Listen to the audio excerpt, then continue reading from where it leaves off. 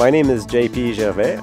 I'm a senior ag economist at Farm Credit Canada. My role at FCC is to provide economic analysis to help our customers understand the drivers of agri-food markets, as well as to drive good business strategy at FCC.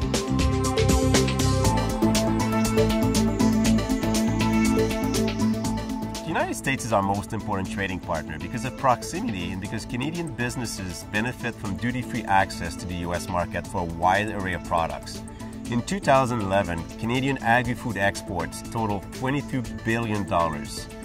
Our exports to the United States went up by $3 billion over the last 10 years, but the importance of the U.S. market actually declined. It used to be that 64% of our exports went to the United States in 2001.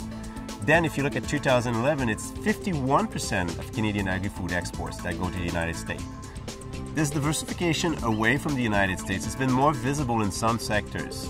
Canadian pork exports climbed by 50% over the last 10 years, but the importance of the United States has actually declined.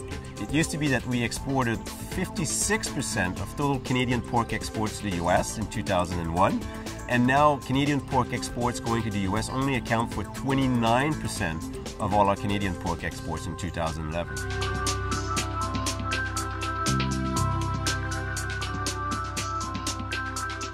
The main export destinations for Canadian agri-food exports are, aside from the United States, Japan, China, and Mexico. If we group all European countries together, the European Union comes in third place, just behind Japan with a 7% market share. There have been very few changes in top destinations for Canadian agri-food exports over the last 10 years. There's been a diversification away from the United States, but mainly this is exports from Canada going to smaller, fast-growing emerging markets. But overall, in 2011, they still represented a fairly small share of total Canadian agri-food exports.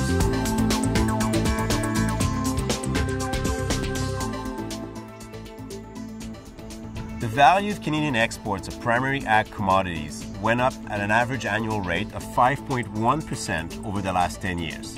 In comparison, the value of Canadian exports of food and beverages went up at an average annual rate of 2.4% over the last 10 years. So the bottom line is our exports of primary ag commodities like wheat, canola, cattle went up at a faster pace than our exports of processed food. And that's mainly because of the rapid increase in commodity prices over the last few years.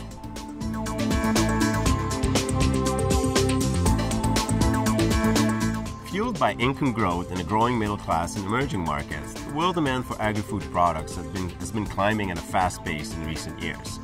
But there are a number of reasons why we don't export more to BRIC countries, for example. In some of these countries, they still apply very high tariffs at the border, and that makes it difficult for Canadian businesses to be competitive in these markets. But the recent emphasis on free trade negotiations with some countries in Asia could actually lead to a stronger presence for Canadian businesses in these markets.